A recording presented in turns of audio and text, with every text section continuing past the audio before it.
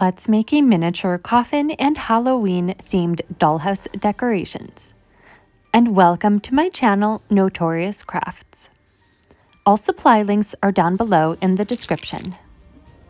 Because I know you guys are all just dying to know how I made this coffin, I will show that first. I used exactly 4 ounces of resin, or about 120 milliliters, to make this coffin. And I'm telling you guys that so that you know exactly how much you need and won't be like me relying on wishful thinking and having to mix your resin twice. Here's the mold that I got. It comes in 2 pieces, one for the coffin and 1 piece for the lid. I first poured some resin pigment inside of a silicone mixing cup and then poured in some clear resin inside.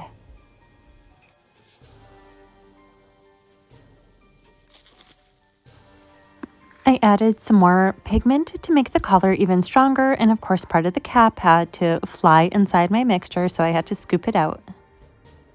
This is why it's also good to work on top of a silicone mat, because mistakes will happen.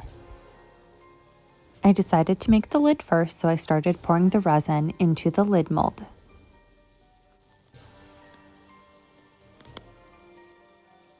I noticed that there are some small air pockets in the corners, so I grabbed a toothpick and made sure to fill them out with resin. Then I poured a small layer into the coffin, and I didn't put too much because I wanted to make sure to fill out all the cracks at the very bottom of the coffin so that I wouldn't end up with large air bubbles once the resin cured. And to prevent such a grave mistake of having air bubbles in my resin, I used a toothpick to spread around the resin throughout the entire bottom.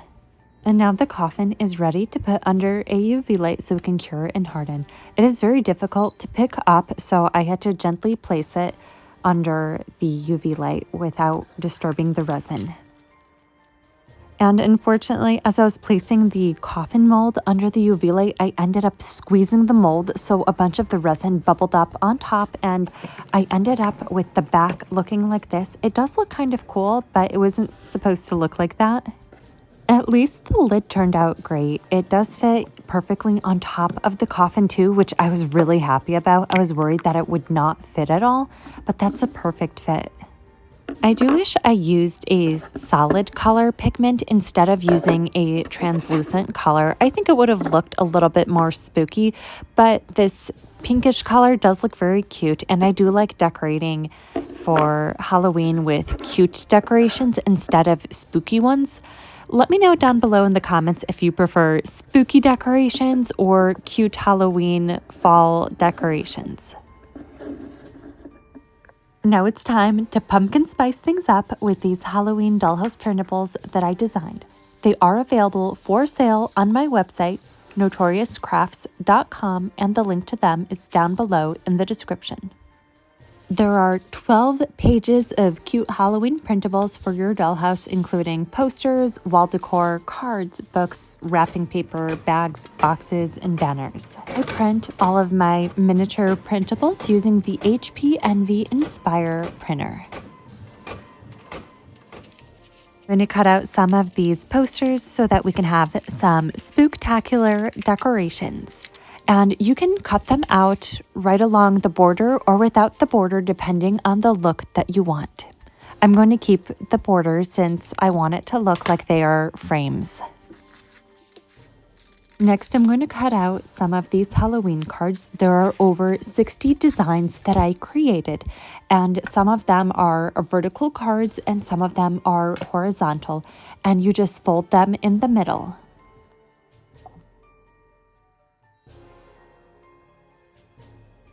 I'm also going to cut out some envelopes to place the cards inside, and I match the card to make sure that it fits inside of the envelope.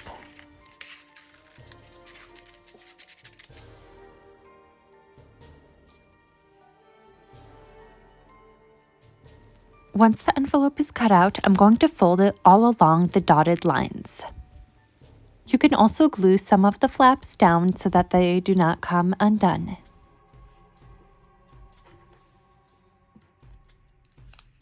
And now I can place the card inside of the envelope.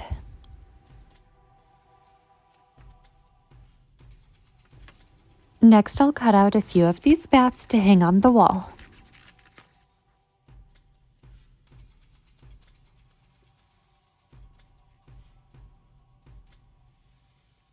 And once I'm done cutting out one of the bats, I fold the wings outward to create a 3D effect once I hang it on the wall.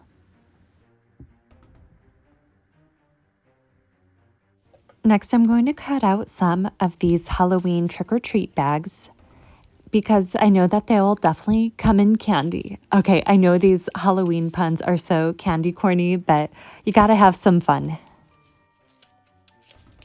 After cutting out the bags, I fold them along the dotted line. And you also want to make sure to fold the flaps along all the dotted lines too. It does help if you fold them along something flat like a ruler. I have gotten pretty good at folding over the past few years, so I haven't been using one to get a perfectly straight edge. And then do a test fit to make sure everything has been folded and fits in the right place.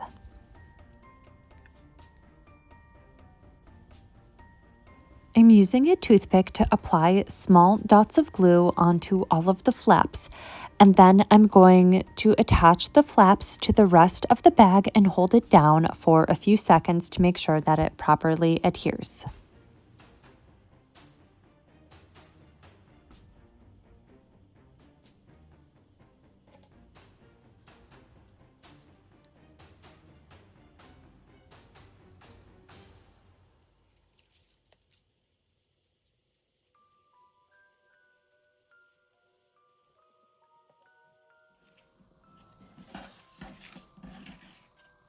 Now I'm going to make a few miniature books. I'm starting off with making a miniature spell book.